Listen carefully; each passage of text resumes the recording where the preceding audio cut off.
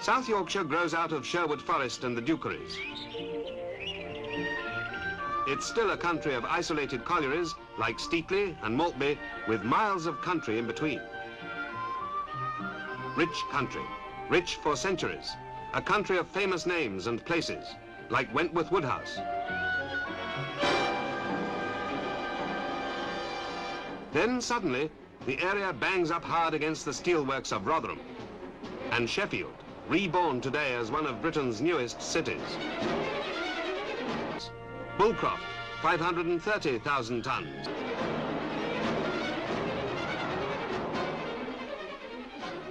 Onwards now towards Leeds, past Barley Hall and Silkstone mines, to reach the older part of the coalfield, the Barnsley area. Barnsley and Sheffield are poles apart.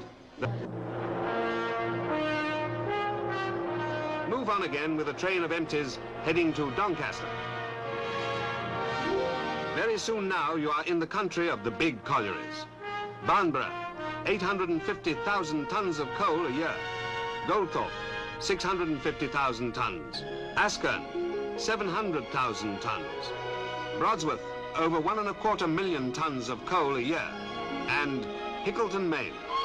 This is the part of Yorkshire where you feel it's just because it's Yorkshire, it's got to be biggest and best.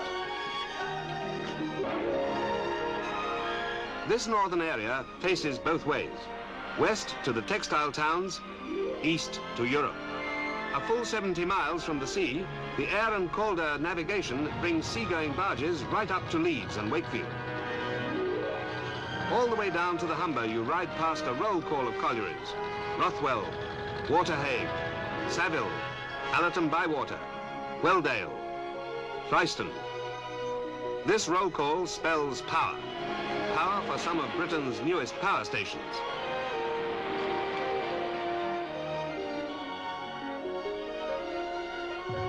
Not far now to one of Europe's greatest coal exporting ports, Immingham. From here, Yorkshire and Midland coal goes to Scandinavia and the Low Countries. 4 Yorkshire areas, all different, but all in a community of coal. The brand new mine at Kellingley stands as a symbol of all of Yorkshire, Britain's biggest coalfield, at the service of the nation.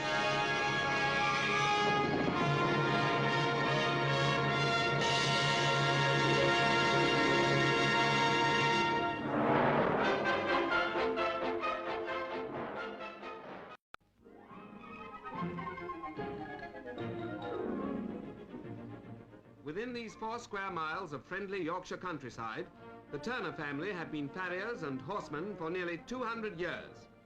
84-year-old Mrs. Turner, mother of 10, numbers among her strapping Yorkshire sons Britain's oldest colliery horseman.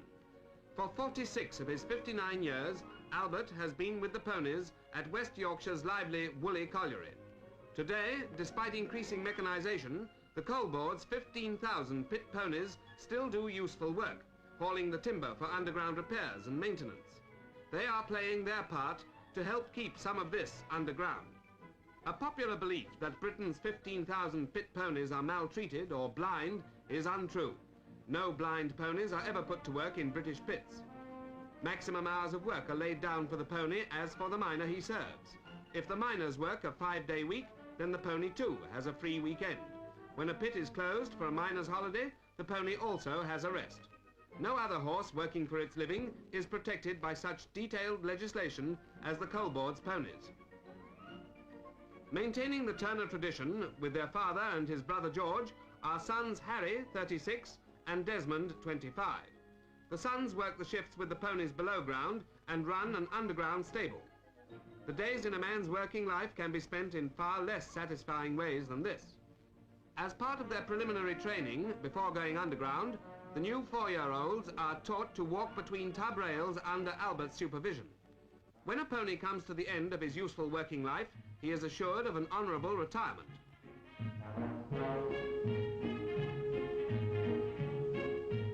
This is Tom, age 33, the oldest retired pit pony in Britain. Should a pony be sold, there is a risk that he may fall into unscrupulous hands. If no home can be found for him, and it must be a home that comes up to high standards, then he is humanely destroyed under the supervision of the coal board officials. In all the winds that blow, Albert cares for his 25 retired veterans who have done between 15 and 23 years of useful work. Nobody wants to lose old friends, and here is Tommy, who won a first at Maltby in 1953.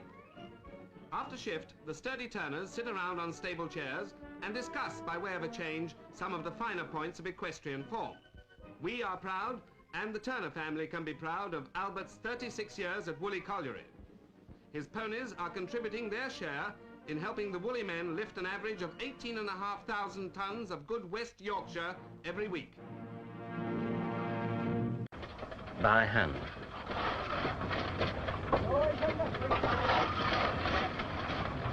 Set props and bars.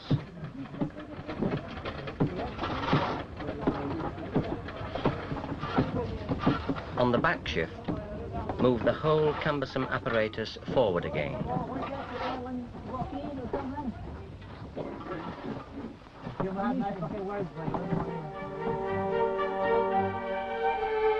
Identity within the community was strong.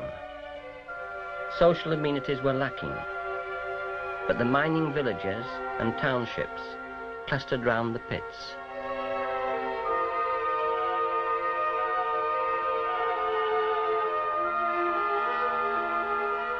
The sense of belonging to a community as well as an industry manifested itself at its strongest in the mining galas, in the Durham Big Meeting above all.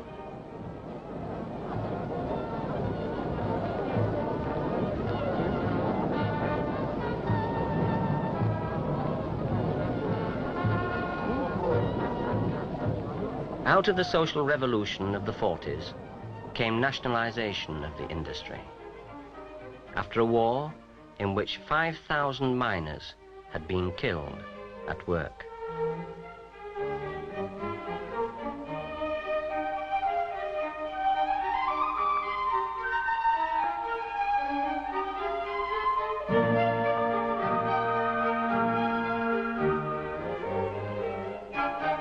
Now was to begin the period of most significant change. It made itself seen on the surface in the great reconstruction schemes of the 50s.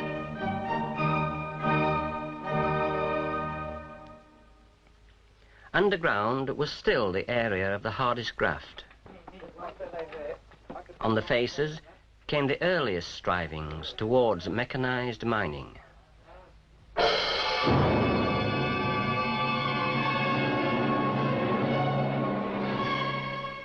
Some of the new machinery, like the coal ploughs, were adaptations of machines developed in Europe, particularly in Germany. Coal mining has always crossed the boundaries of nations.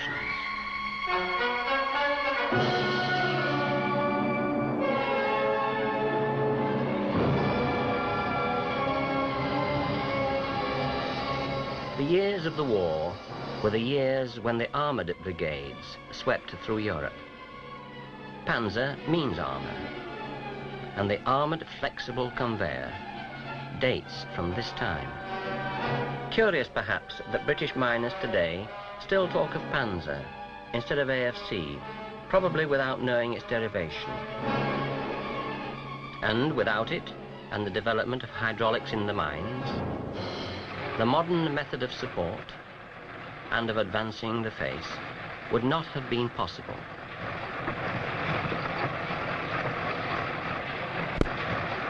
Out of the plough was developed the Samson stripper, an early form of self-advancing cutter loader.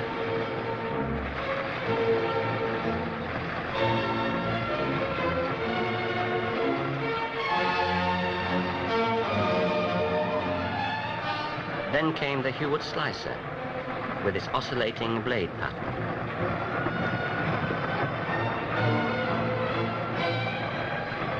The Miko Moore cutter loader, designed before the war, was a development of the early coal cutters, but it loaded the coal as well. Under the post-war Lend-Lease agreement, equipment came from across the Atlantic. The American Joy Continuous Miner was to pave the way for the Canadian Dosco.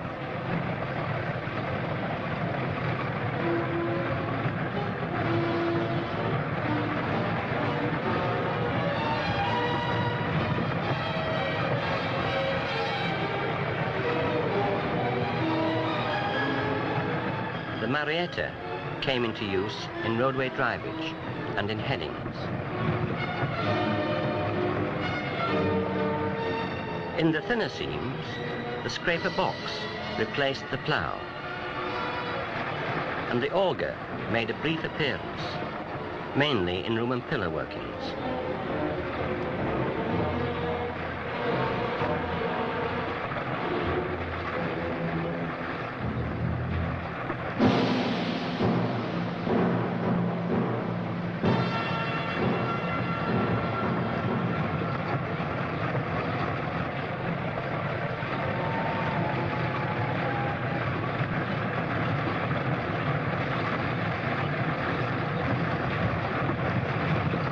Attempts were made to speed up haulage and transport of coal by means of local inventions, like the Lambton worm. But it was not until the 1950s that the breakthrough came in the development of a rotary long-wall cutter loader. In 1952 came the first of the Anderton shearer loaders, a rotary drum cutter with a plough to divert the coal onto the armoured face conveyor.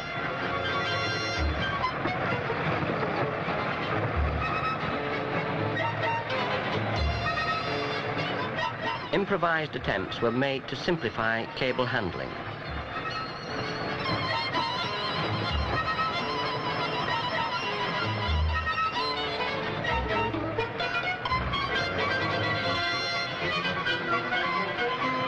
The trepanner was next on the scene, using rotary cutters in two planes to cut and load at the same time.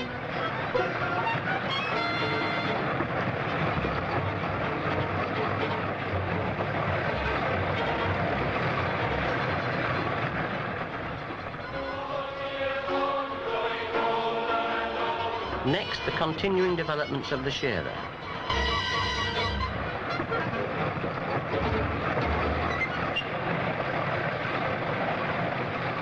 The single-ended ranging drum.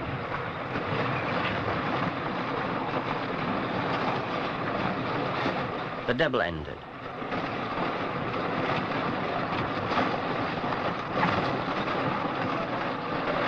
And the nucleonic steered versions, sensing automatically the difference between roof and coal. Safe mining requires that the ground be properly supported. The introduction of hydraulics in the support made the parallel breakthrough. During our 40 years, we have moved from rigid wooden and steel props with bars and lids, through yielding supports, first frictional and then hydraulic, to the fully integrated, self-advancing supports, which now are an essential ingredient in the mix of modern mechanized mining.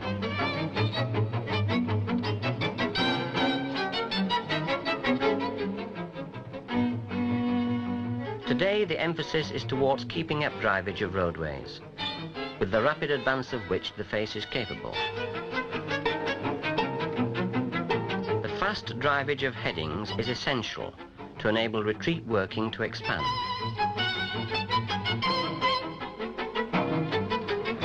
The inseam header is one of the recently introduced tools for speeding up the development of faces.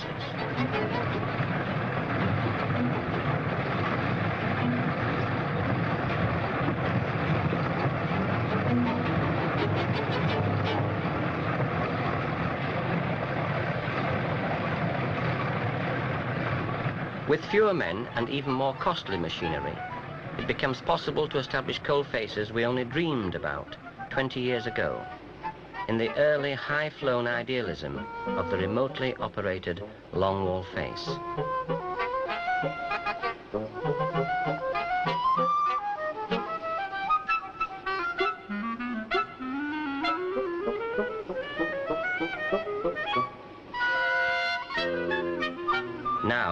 we are coming to a more rational realization in the Advanced Technology Mining Projects, ATM.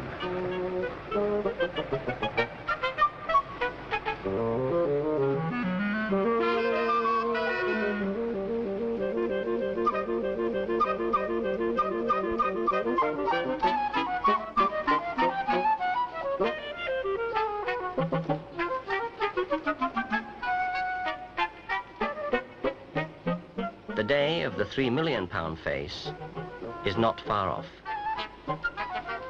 But painstaking though our progress has been, we can still take pride over the years in the introduction of British longwall mining techniques and in the use of British mining machinery to the other coal mining nations.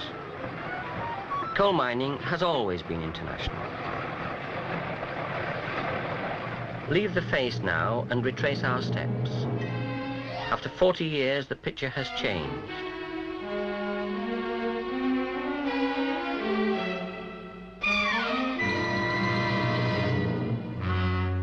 Trunk conveyors, automatically monitored manless transfer points, bunkers,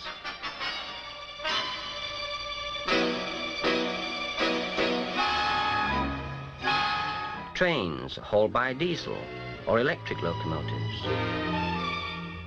mine cars, man-riding carriages,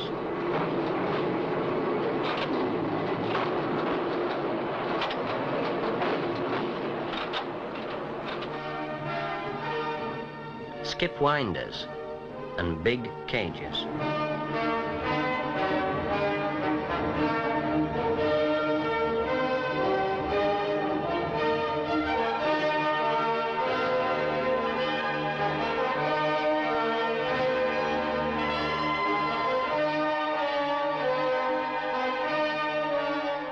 Movement and environment monitored and sometimes controlled from the surface, and an emphasis on safety which has made British mining the least hazardous in the world.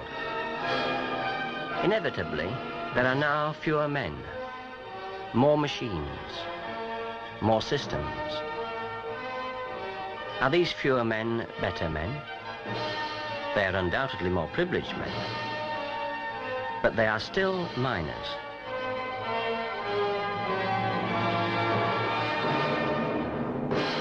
And it is upon them, they who implement the tools and the decisions, as well as upon the mining engineers, who will continue to devise and to execute their dreams of the future, that we shall all continue to win our essential energy from under the earth, not only for the next 40 years, but for the next 400.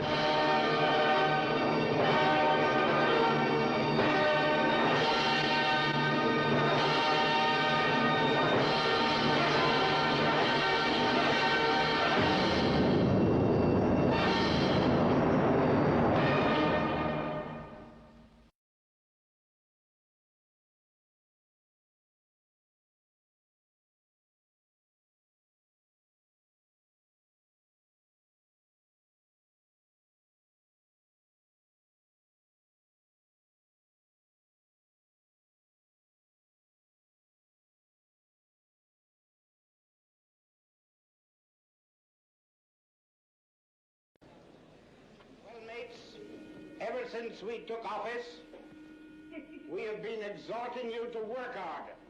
Ernest Bevin, I think most of us, or me especially, if I had a gun, I would have shot him. None of us liked being Bevin boys, but there were 48,000 of us. And in hindsight, looking back, I think we did a fine job. We did do a good job, and it was absolutely essential to the nation's survival. Because without us, I wouldn't like to say what would have happened. I feel at least I contributed something towards the war effort. I probably would have contributed more if I'd got into the RAF, if I'd lived through it.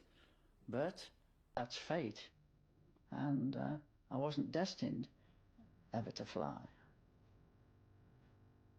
Instead of going up, shall we say, I went down. We were never allowed to forget that we were part of a main picture, and we were doing our bit in the main picture. I wasn't a Marine, but I was a Marine underground. I was doing the same job, but underground in a different nature. It was not until 1995 that these forgotten conscripts were allowed to take part in the Remembrance Day service. And in 2008, the surviving Bevin boys were finally awarded a medal recognising the important part they played in the war.